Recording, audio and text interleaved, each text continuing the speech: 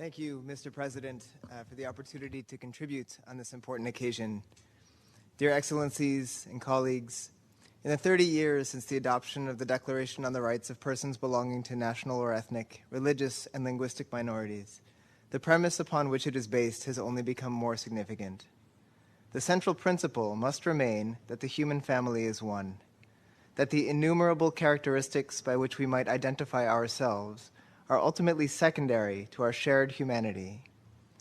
As the world governing body of the Baha'i faith wrote, it is through love for all people and by subordinating lesser loyalties to the best interests of humankind that the unity of the world can be realized and the infinite expressions of human diversity find their highest fulfillment. Challenges such as COVID-19, climate change, and extremes of wealth and poverty have deepened the difficulties faced by minority populations. Undoubtedly, we are increasingly interconnected.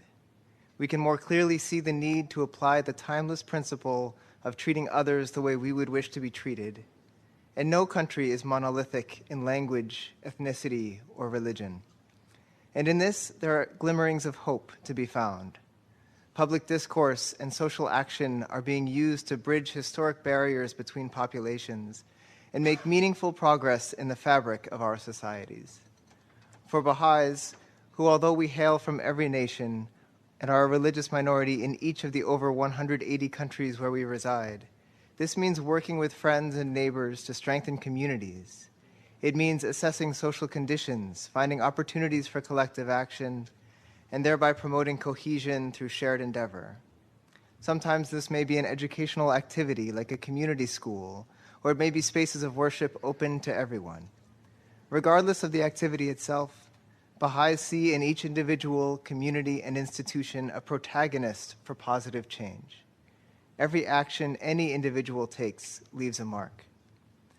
The efforts that Baha'is across the world are taking to build stronger communities for all, regardless of background, continue to be opposed by some based on unfounded prejudice.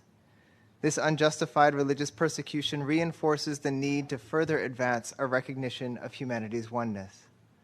Our ultimate well-being can only be achieved when communities reject division and prejudice and make room for all citizens to work together for the common good.